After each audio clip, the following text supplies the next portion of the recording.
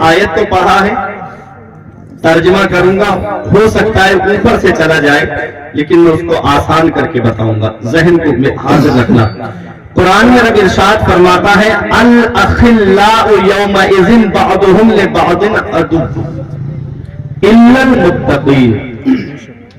अखिल्ला खलील की जमा जी, और खलील कहते हैं गहरे दोस्त को, ये खलील कहते हैं गहरे दोस्त को जी, देखो कुरान में रब फरमाता है बाज गहरे से गहरे दोस्त एक दूसरे के दुश्मन होंगे। वो दोस्त जो आज दुनिया में जो दोस्तियां गांठी जा रही हैं, जो दुनिया में दोस्तियां की जा रही हैं, कुरान कहता है बाज गहरे से गहरे दोस्त एक दूसरे के दुश्मन होंगे। तो जब दोस्त एक दूसरे के दुश्मन होंगे तो फिर वफादार कौन होगा, अल्लाह, मोहब्बत करने वाला कौन होगा? ए गौसे आजम के नाम की महफिल सजाने वालों, ए गौसे आजम के जिक्र की महफिल सजाने वालों, ए गौसे आजम का चर्चा सुनने वालों, ये मोहब्बत आपकी रायगा नहीं जाएगी। कुरान में रब फरमाता है कयामत के दिन बाज गहरे से गहरे दोस्त एक दूसरे के दुश्मन होंगे, इल्लल मुत्तकीन, सिवाय परहेजगारों के, सिवाय मुत्तकियों के, सिवाय परहेजगारों के बाज गहरे से गहरे दोस्त एक दूसरे के दुश्मन होंगे। तो आज जो हम वलियों से मोहब्बत करते हैं, आज हम जो वलियों से प्यार करते हैं, अब आओ देखो 16वां पारा रब कुरान में फरमाता है यौमा नहशुरुल मुत्तकीना इला रहमान वफदा व नसूकुल मुजरिमीना इला जहन्नम विरदा।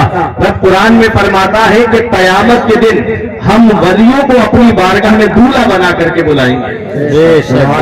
रब कुरान में फरमाता है हम कयामत में वलियों को दूल्हा बना करके बुलाएंगे। अब एक बात बताओ क्यों ना वालों, कि बारात अगर बगैर दूल्हा के चली जाए तो क्या उस बारात की इज्जत होती है? आप दूल्हा को घर बिठा दो और लड़की वाले के यहाँ बारात लेके पहुंच जाना, बताओ क्या उस बारात को नाश्ता मिलेगा? क्या उस बारात को खाना मिलेगा? क्या हार फूल डाल करके स्वागत किया जाएगा? नहीं। अरे हमारे यहाँ का तरीका तो ये है, बारातों में जाना होता है तो जब तक दूल्हा की गाड़ी पे नजर नहीं पड़ जाती ना तो नाश्ता शुरू होता है ना ही खाना शुरू होता है। ये दुनियावी हाल है, यहाँ दुनिया का माहौल है कि बारात बगैर दूल्हा के चली जाए तो उस बारात की कोई इज्जत नहीं होती। अरे जब दूल्हा मियाँ की जैसे ही गाड़ी आई, लोग नाश्ता भी शुरू करा देते हैं, खाना भी शुरू करा देते हैं।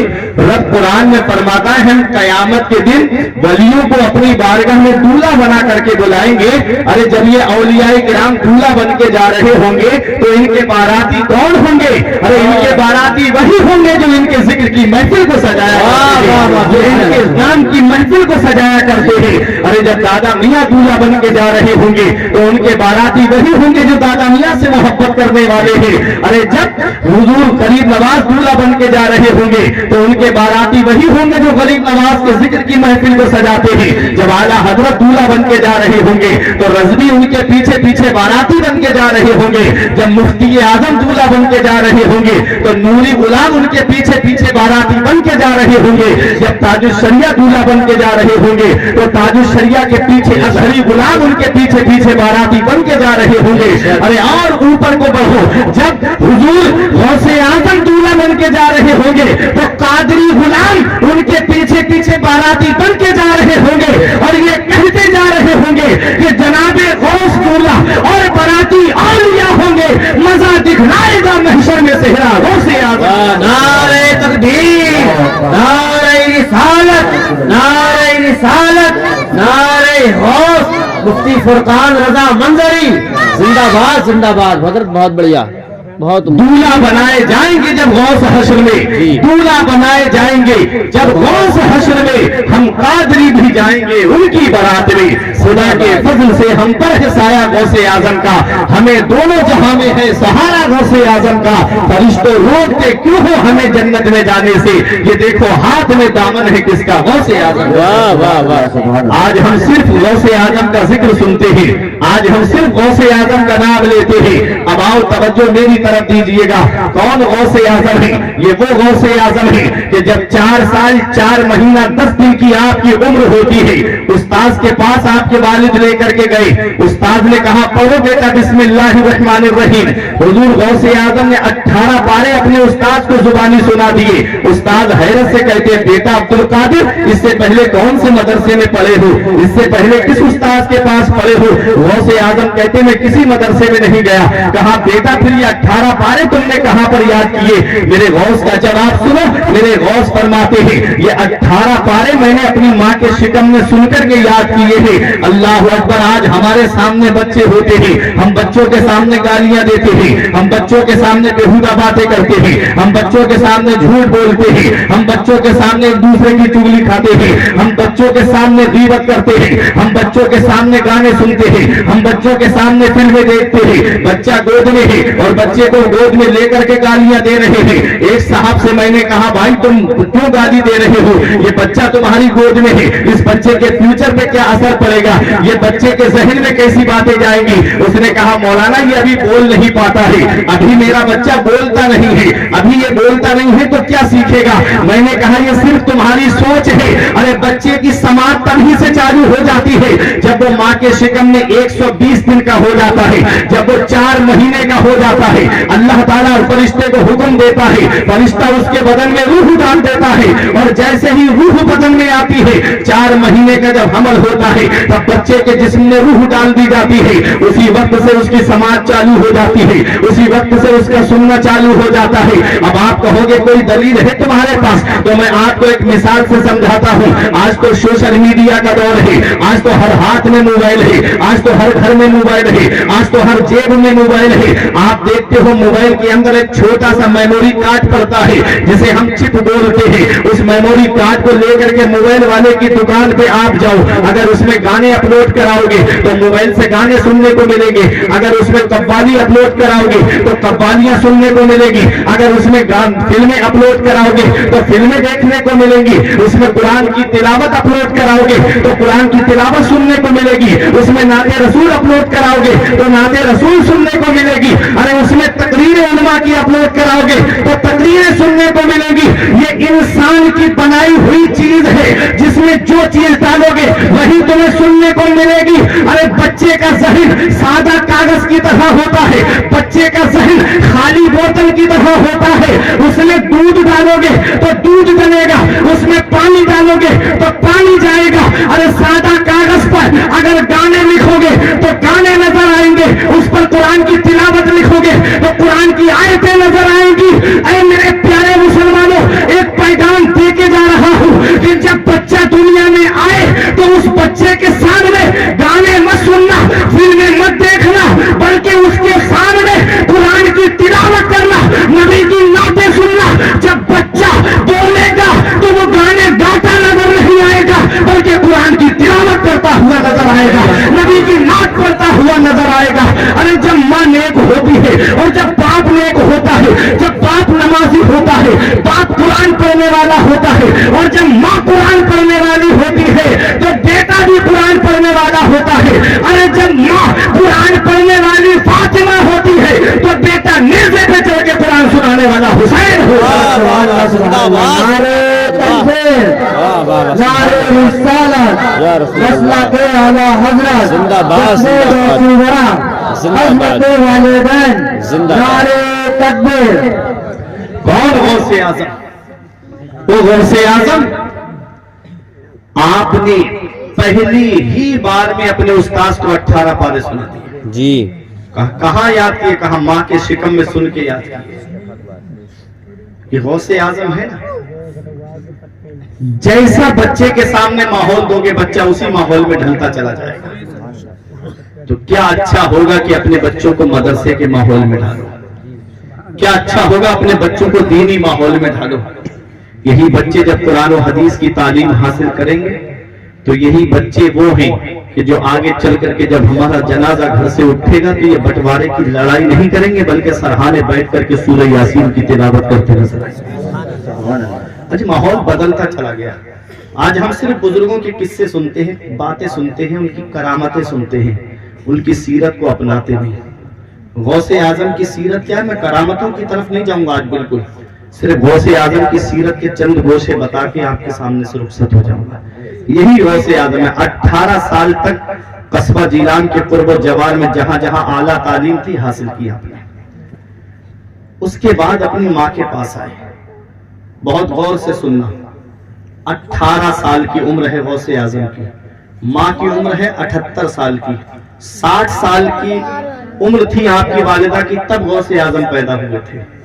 60 سال میں اولاد کی طرف سے والدین جو ہے وہ مایوس ہو جاتے ہیں، 60 سال کی عمر میں، لیکن اللہ تبارک و تعالیٰ کی شان و قدرت ہے، حالات ایسے ہو گئے نا، آج ہمارے یہاں شادی ہو جائے اور 1-2 سال تک اگر کوئی خوشخبری نہ ملے بچے کی پیدائش کی تو اس لڑکی کو تانے دینا شروع کر دیے جاتے ہیں، جی، اس کی زندگی کو دشوار کر دیا جاتا ہے۔ آپس میں بیٹھ کے محلے کی 4 عورتیں آ کر کے بیٹھ جاتی ہیں، پتہ نہیں کیا بات ہے، پتہ نہیں کیا بیماری، اس طرح کی بات ہے۔ ہم بھول گئے قرآن میں رب فرماتا ہے یخلق ما یشاء یہب لمن یشاء اناثا ویہب لمن یشاء الذکورا اور یزوجہم ذکرانا و اناثا۔ اللہ قرآن میں فرماتا اللہ ہے جو چاہتا ہے وہ پیدا فرماتا ہے، بے شک، اللہ جسے چاہتا ہے اسے بیٹیاں عطا فرماتا ہے، بے شک، اللہ جسے چاہتا ہے اسے بیٹے عطا فرماتا ہے، اور اللہ جسے چاہتا ہے اسے بیٹے اور بیٹیاں دونوں عطا فرماتا ہے، سب اللہ کے دستے قدرت میں ہے۔ غوث اعظم کی والدہ کی عمر 60 سال کی ہو گئی تب غوث اعظم پیدا ہوئے۔ ابراہیم علیہ السلام کی عمر 99 سال کی تھی تب آپ کے گھر میں حضرت اسماعیل علیہ السلام کی ولادت ہوئی تھی۔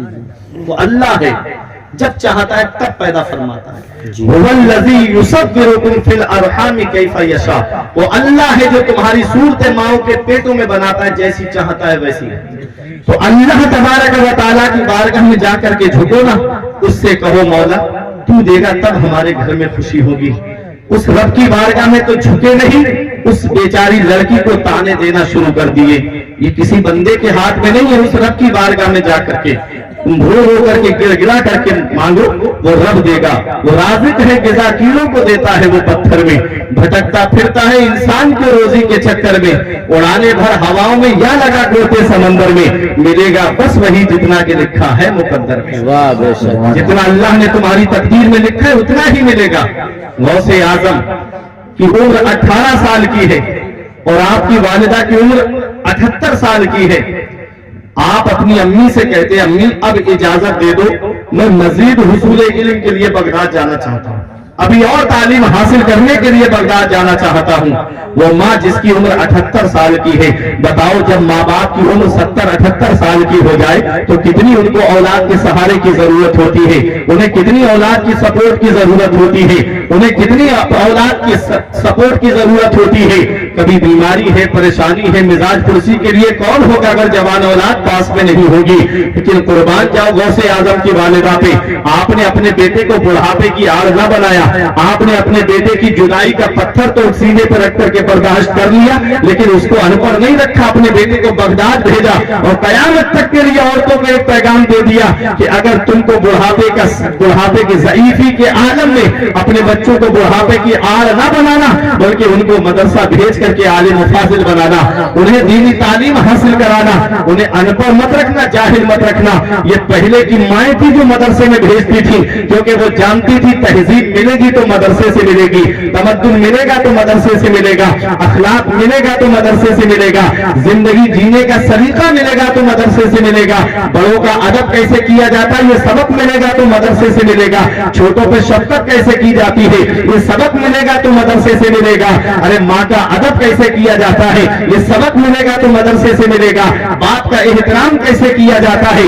یہ سبق ملے گا تو مدرسے سے ملے گا، بڑے بھائی کا ادب کیسے کیا جاتا ہے یہ سبق ملے گا تو مدرسے سے ملے گا، ہمیں پڑوسیوں کے ساتھ کیسے حسن سلوک کرنا ہے یہ سبق ملے گا تو مدرسے سے ملے گا، ہمیں رشتہ داروں کے ساتھ کیسے زندگی گزارنی ہے یہ سبق ملے گا تو مدرسے سے ملے گا۔ اس لیے پہلے کی مائیں بچوں کو مدرسہ بھیجا کرتی تھی۔ غوث اعظم نے اپنی امی سے کہا امی اب اجازت دے دو، آپ کی والدہ کی عمر 78 سال کی ہے، یہ نہیں کہا میرے لال تو اب بڑھاپے میں مجھے چھوڑ کر جا رہا ہے، جب مجھے تیری سپورٹ کی ضرورت ہے، جب مجھے تیرے سہارے کی ضرورت ہے۔ ماں نے اپنے احسان نہیں یاد دلائے غوث اعظم کو، ماں نے یہ نہیں کہا میرے لال میں نے کتنی راتیں تیرے لیے جاگ کر کے گزاری ہے، ماں نے یہ نہیں کہا میرے لال میں نے تجھے کیسے راتوں میں اپنی نیندیں قربان کر کے بیٹا تجھے پالا ہے، ماں نے اپنے احسان نہیں گنائے۔ میرے آقا ارشاد فرماتے ہیں ماں کے 3 احسان ایسے ہیں اولاد کے اوپر کہ اولاد پوری زندگی ماں کی خدمت کرتی رہے تب بھی ان احسانوں کا بدلہ نہیں چکا سکتی۔ पहला एहसान तो माँ का ये है कि वो 9 महीने अपने शिकम में रखती है। कितनी परेशानियों का सामना करना पड़ता है एक माँ को, कितनी दिक्कतों का सामना करना पड़ता है एक माँ को। औलाद वाले हो तुम में अक्सर लोग ऐसे हैं जिनके घर में औलाद होगी। आज हालात आप जानते हो, मुझसे ज्यादा आपको तजर्बा है। जब औरत इस हालत में होती है तो कितनी परेशानियां और कितनी बीमारियां उसको घेर लेती है। कभी बुखार, कभी बीपी का मामला, कभी पैरों में दर्द, कभी कमर में दर्द, तो कभी सर में दर्द। रात में सो नहीं पाती बेचारी, रातों में उठ उठ करके आंखों में आंसू होते हैं उसके, लेकिन औलाद की खुशी के लिए वो अपने आंसुओं को कुर्बान कर देती है। कितनी परेशानियां उठाती है एक माँ औलाद को जन्म देने के लिए। आज वो औलाद क्या जाने जिसे मोबाइल चलाने से फुर्सत नहीं मिलती, आज जिन्हें व्हाट्सएप चलाने से फुर्सत नहीं मिलती, जिन्हें आज फेसबुक देखने से फुर्सत नहीं मिलती। आज वो औलाद क्या जाने कि मेरी माँ ने मेरे लिए कितनी रातें जाग करके गुजारी। आज वो औलाद क्या जाने कि मेरी माँ ने कितनी कुर्बानियां रातें कुर्बान करके मेरी खातिर जो है वो जागी है। वो औलाद क्या जाने जिसे आज यूट्यूब देखने से फुर्सत नहीं मिलती। इतना याद रखना नौजवानों, हर चीज तुम्हें इंटरनेट पे नहीं मिलेगी, हर चीज तुम्हें गूगल पे नहीं मिलेगी, हर चीज तुम्हें फेसबुक, व्हाट्सएप, इंस्टाग्राम पे नहीं मिलेगी। कुछ जिंदगी के जीने के सभी माँ बाप के पास बैठने से मिलते हैं। लाइट गई।